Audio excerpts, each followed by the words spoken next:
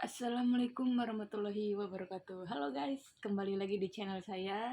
Untuk konten kali ini saya mau bahas tentang JKM, pencairan jam sostek kematian.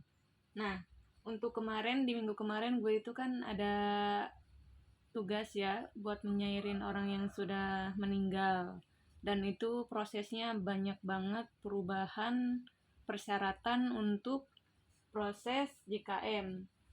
Untuk berkas yang diperlukan itu ini lumayan banyak banget ya yang harus kemarin kita revisi berkas-berkasnya ini.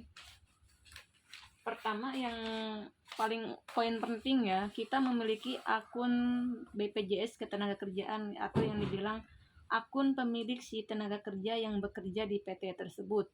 Nah, yang kedua paklaring, yang ketiga kartu keluarga, dan yang keempat buku tabungan. Untuk ahli waris jatuhnya kepada anak laki-laki. Contohnya apabila suami yang bekerja di PT terus istrinya meninggal, suaminya juga meninggal, itu jatuh ahli warisnya kepada anak laki-laki. Apabila mempunyai semua anak perempuan gitu ya, terus si bapaknya pernah kawin gitu, beda ibu, terus punya anak laki-laki, nah itu jatuhnya ke anak laki-laki yang beda dari si ibu itu.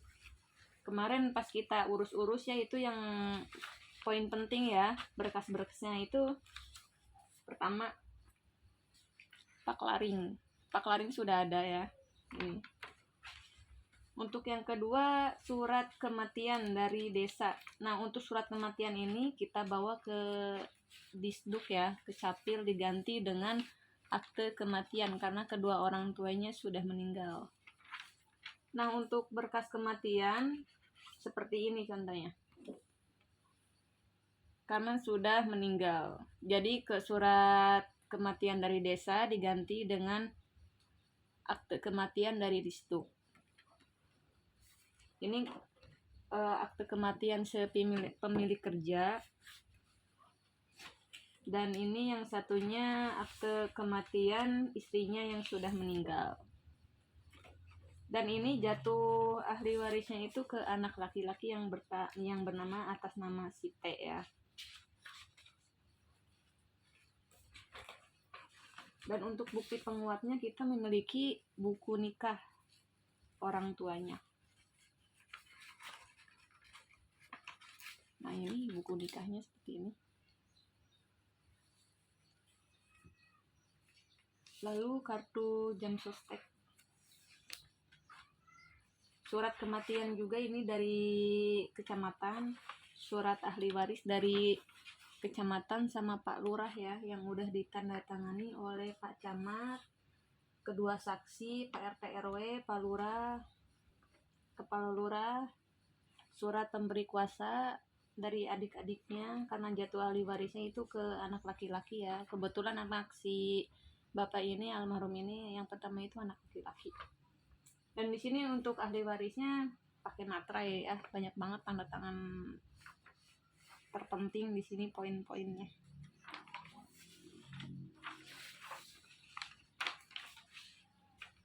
Nah, untuk kartu keluarga itu harus ada 2 ya. Kartu keluarga orang tua dan anak ada di sini semua. Nah, setelah itu kita bikin yang baru karena kedua orang tua kan sudah meninggal. Nah, jadi sudah misah kakak dikarenakan kedua orang tua sudah meninggal. Karena petugas BPJS kalau nggak ada kakak terbaru yang sudah misah, dia nggak mau proses ke tahap selanjutnya. Terus ini yang paling poin penting banget ya dari perusahaan, bahwa si bapak itu benar pernah bekerja di PT tersebut. Dan ini paklaring yang kedua, bahwa betul dengan nyatanya bahwa si almarhum pernah bekerja di PT tersebut.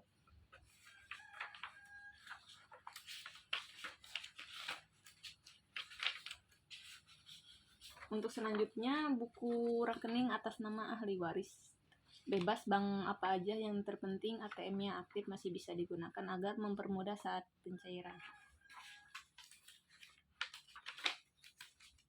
Nah, pada saat kita pengajuan untuk mengajukan JKM ya, jaminan kematian, yang harus kita bawa persediaannya itu fotokopi 2 saksi, fotokopi Pak RT, semuanya difotokopi. Dan untuk berkas yang lainnya, berkas pendukung ya, ahli waris membawa akte kematian, ijazah, dan rapot. Takutnya ditanyain biar nggak bolak-balik gitu ya guys ya. Gue juga kemarin sedikit cekcok sih sama petugas.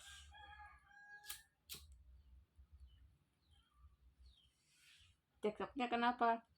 Karena kata petugas BPJS, ahli waris jatuhnya ke adiknya yang sebagai perempuan, dikarenakan ahli waris yang laki-laki itu umurnya sudah 26 tahun. Setahu saya selama membantu pencairan JKM ya, ahli waris tetap jatuh kepada anak laki-laki dan itu tidak ada batas usianya.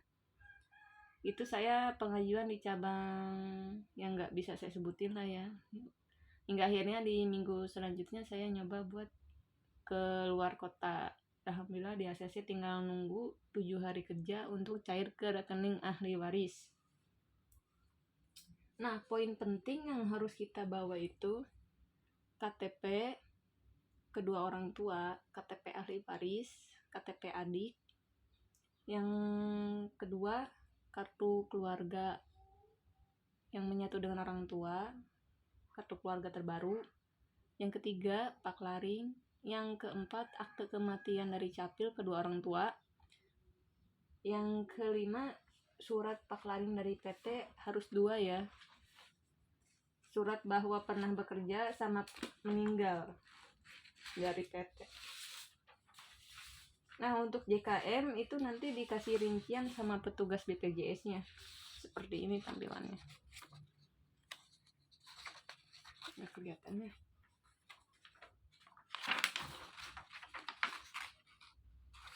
Saya bacain. Rincian iuran jaminan pensiun per 12 Agustus. Oh, jadi di sini ketahuan semua ya, dari alamat segala macam ketahuan. Untuk iurannya, saldo JHT-nya kan 24 juta. Itu saldo JHT ya, bukan saldo jaminan kematian. Nah, untuk saldo JP-nya dari perusahaan 90.000. 90.000. Kalau untuk dari tenaga kerja 45.000. Ngeblank teh. Ngeblank. Maksudnya kumaha? Jadi kita kalau masih kerja terus meninggal itu lumayan ya, JP-nya gede banget. Jaminan kematiannya gede banget. Mati lampu teh.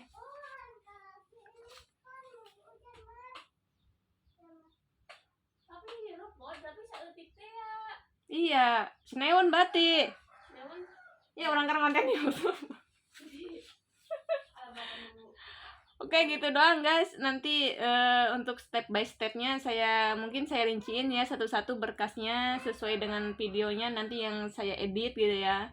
Pertama berkas ini yang harus disiapkan, nanti saya edit lah berarti EKTP yang harus disiapkan gini. Kalau untuk ini video ini yang saya terangin gitu ya, itu belum komplit banget, jadi mohon maaf ya guys ya. Mungkin kedepannya saya bakal ngedit video, jadi apa aja yang dibutuhkan nanti akan saya edit.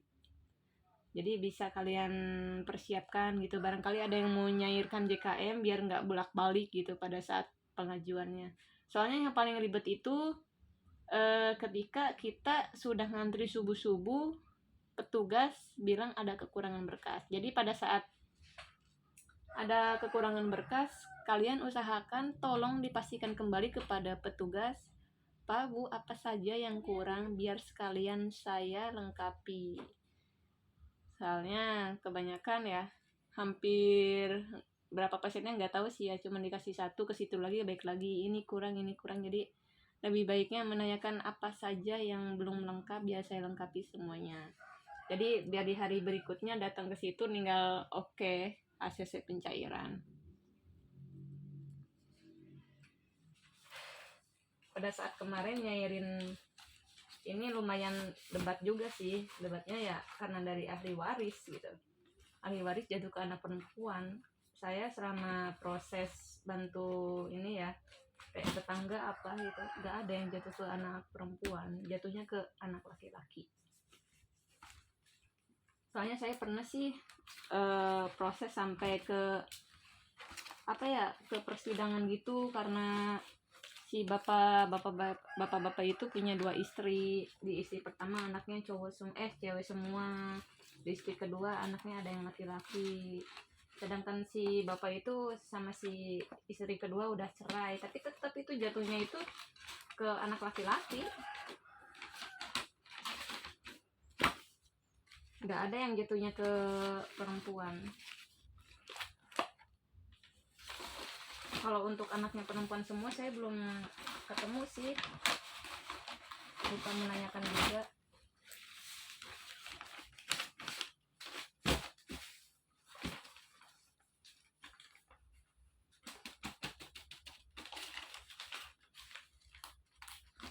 Kalau meninggal pada saat status BPJS sudah aktif itu kita nggak dapet JP double ya. Kalau meninggal dalam keadaan BPJS yang masih aktif, kita mendapatkan JP double, itu hitungan kali lipat dari JP.